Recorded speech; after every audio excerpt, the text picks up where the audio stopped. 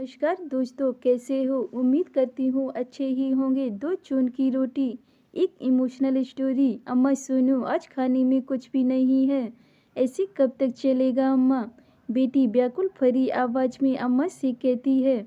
अम्मा बेबसी भरी नज़रों से अपनी बेटी को देखती है और कहती है, लाडो आज तबीयत ठीक नहीं है, तू चली जा आज काम पर। कुछ पैसे मिलेंगे तो घर में आना जाएगा, तब कुछ भोजन का इंतजाम हो पाएगा। बेटी अम्मा से कहती है, माँ मैं नहीं जाऊंगी, बहुत काम रहता है घर का और वो जमींदार कम पैसे देता है। तुम जाओगी तो ठीक रहेगा। पिछले दिनों का भी हिस्सा पूरा नहीं दिया, तुम्हारी तबीयत की वजह से तुम काम पर गई नहीं।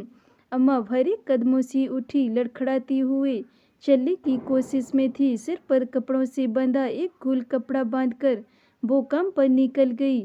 पहुंचते ही जमींदार कड़क आवाज में, क्यों अम्मा, अब क्यों आई हो काम पर? तुम्हारी उम्र हो चुकी है, बेटी है घर में, उसको भेज देती। अम्मा कांपते स्वर में, रहने दो बेटा, काम मैं कर लूँगी, इस बार पगार थोड़ा सा ज़्यादा दे देना, भले ही अगले महीने काट लेना। घर में राशन नहीं है बेटा, पिछले साल खत्म हो गया, उसके बाद से मैं खुद बोझिल हो गई। अब बेटी की शादी भी करनी है, कैसे करूं? घर में खाने की समस्या ऐसे ही घेरे रहती है।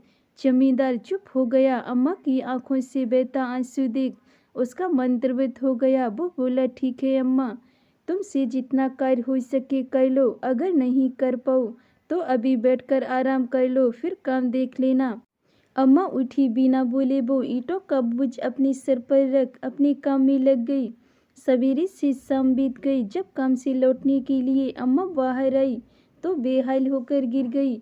अम्मा अम्मा क्या हुआ? फिर जमींदार वैद्यवास दौड़कर पानी लाया। अम्मा बेहोश थी। पानी की छींटें मारते ही थोड़ी होश में आई और जमींदार से बोली, बेटा एक काम करना, आज की पगार जो बनती है वो मेरी बेटी तक पहुंचा देना।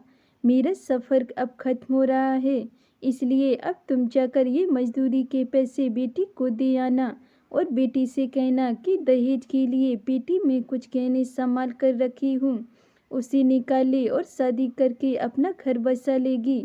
अब ये मेरी शादी के गहने थे जो संजोकर उसके दहेज के लिए रखी थी। आज जो मजदूरी मिली है उसके पैसे दे देना उसी, ताकि आज का राशन आ सके और 2 जून की रोटी का इंतजाम हो सके। इतना कहकर अम्मा अनंत यात्रा पर निकल गई, पर जाते जाते बेटी के लिए 2 जून की रोटी का इंतजाम कर गई। धन्यवाद दोस्तों। अगर ये मेरी कहानी आपको पसंद आई हो तो वीडियो को लाइक कमेंट शेयर ज़रूर करें, और चैनल पे नए हैं तो चैनल को सब्सक्राइब ज़रूर करें। मिलते हैं ऐसे ही नई कहानी के साथ, तब तक के लिए बाय बाय।